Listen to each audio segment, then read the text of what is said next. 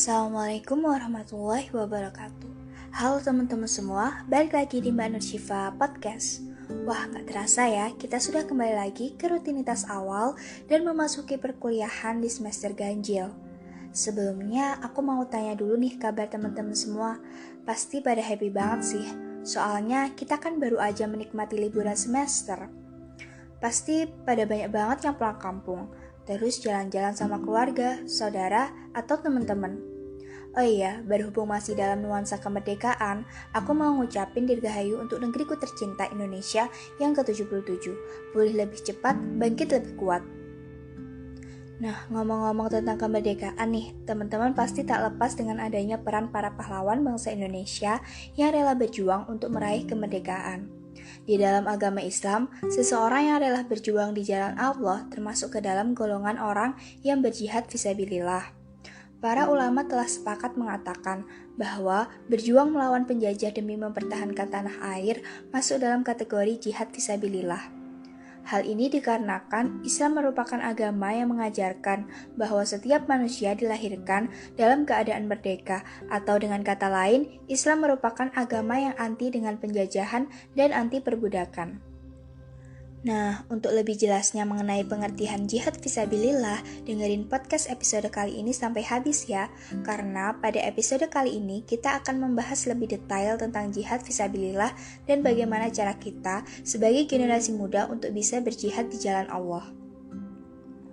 Oke, sebelumnya kita harus tahu dulu nih apa itu jihad.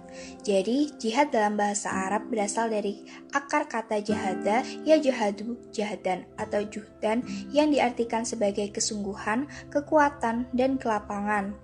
Jihad secara bahasa berarti mengerahkan dan mencurahkan segala kemampuannya, baik berupa perkataan maupun perbuatan. Dan secara istilah syariah, berarti seorang muslim mengerahkan dan mencurahkan segala kemampuannya untuk memperjuangkan dan menegakkan Islam demi mencapai ridha Allah Subhanahu wa Ta'ala. Oleh karena itu, kata-kata jihad selalu diiringi dengan fisabilillah untuk menunjukkan bahwa jihad yang dilakukan umat Islam harus sesuai dengan ajaran Islam agar mendapat keridhaan Allah.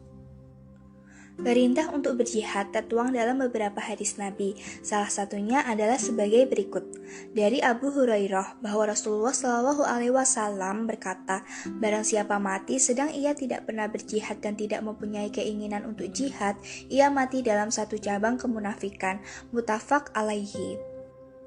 Jihad fisabilillah disyariatkan Allah Subhanahu wa Ta'ala bertujuan agar syariat Allah tegak di muka bumi dan dilaksanakan oleh manusia, sehingga manusia mendapat rahmat dari ajaran Islam dan terbebas dari fitnah.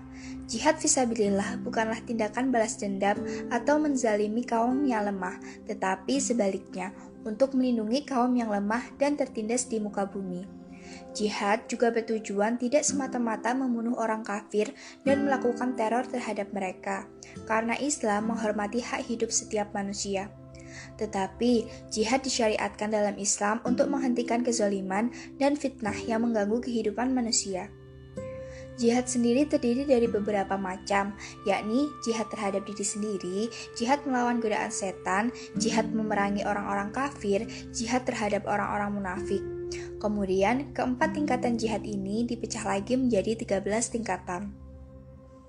Jihad terhadap diri sendiri terbagi menjadi 4. Pertama, berjihad terhadap diri sendiri untuk mempelajari kebaikan, petunjuk, dan agama yang benar. Kedua, untuk mengamalkan ilmu yang sudah didapat. Ketiga, untuk mendakwakan dan mengajarkan ilmu kepada orang lain. Dan keempat, berjihad terhadap diri sendiri dengan kesabaran ketika mengalami kesulitan dan siksaan ketika berdakwah. Jihad melawan setan ada 2 tingkatan. Pertama, berjihad dengan membuang segala kebimbangan dan keraguan dalam keimanan. Kedua, berjihad melawan setan dengan menahan keinginan berbuat kerusakan dan memenuhi syahwat yang dibisikkan setan. Sedang jihad memerangi orang-orang kafir dan munafik terbagi menjadi 4 tingkatan. Pertama, berjihad dengan hati. Kedua, berjihad dengan lisan. Ketiga, berjihad dengan harta. Keempat, berjihad dengan jiwa. Kemudian, jihad melawan kezaliman dan kefasikan terbagi menjadi 3 tingkatan. Pertama, berjihad dengan kekuatan jika memiliki kemampuan untuk melakukannya. Jika tidak mampu berjihad dengan lisannya, jika masih tidak mampu maka berjihad dengan hati. Masya Allah, sekarang kita sudah tahu nih teman-teman apa arti jihad dan juga macam-macam jihad. Sekarang kita bakal belajar bagaimana cara menerapkan jihad fisabilillah di masa sekarang dengan cerdas. Sebagai generasi di era sekarang, contoh jihad yang dapat kita lakukan adalah dengan belajar dan mengamalkan apa yang telah kita pelajari di masyarakat, berdakwah dan mengajarkan agama Islam yang sesuai dengan syariat kepada masyarakat luas. Kemudian, upaya pemenuhan terhadap kebutuhan masyarakat secara komprehensif, meningkatkan taraf hidup masyarakat, dan meningkatkan perekonomian nasional. Kemudian, kita juga harus menegakkan amar ma'ruf nahi munkar serta menjalankan ibadah kepada Allah dan sunnah Rasulullah yang sesuai dengan syariat Islam. Selain itu, kita juga bisa berjihad melalui mental dan spiritual, yaitu jihad yang dapat kita pahami sebagai perbaikan dan mengkonstruksi integritas diri dan keimanan yang secara kafah diimplementasikan dengan toleransi dalam kehidupan berbangsa dan bernegara. Tidak lupa juga berjihad untuk memajukan Islam baik secara pendidikan, ekonomi, sosial, keamanan, dan pertahanan. Jadi, di era modern seperti saat ini, jihad bukan lagi mengangkat senjata, perang, dan melakukan teror, tetapi menciptakan kedamaian, kemakmuran, dan kesejahteraan, serta meningkatkan dan memajukan agama Islam. Itulah jihad sesungguhnya bagi umat Islam. Masya Allah, hari ini kita udah belajar mengenai pengertian jihad, macam-macam jihad, serta bagaimana cara berjihad di masa sekarang. Nah, jadi segitu dulu ya teman-teman untuk podcast kita pada hari ini. Jangan lupa untuk tungguin episode selanjutnya ya. Terima kasih, sampai jumpa di Mbak Nur Syifa Podcast episode selanjutnya. Oh iya, bagi teman-teman yang punya kisah-kisah menarik yang ingin diceritakan dan mungkin juga punya quotes yang inspiratif, boleh banget nih untuk mengisi link Abu dan link quotes yang ada di bio Instagram Mbak Nur Syifa. Jangan lupa diisi ya teman-teman. Sekian, wassalamualaikum warahmatullahi wabarakatuh.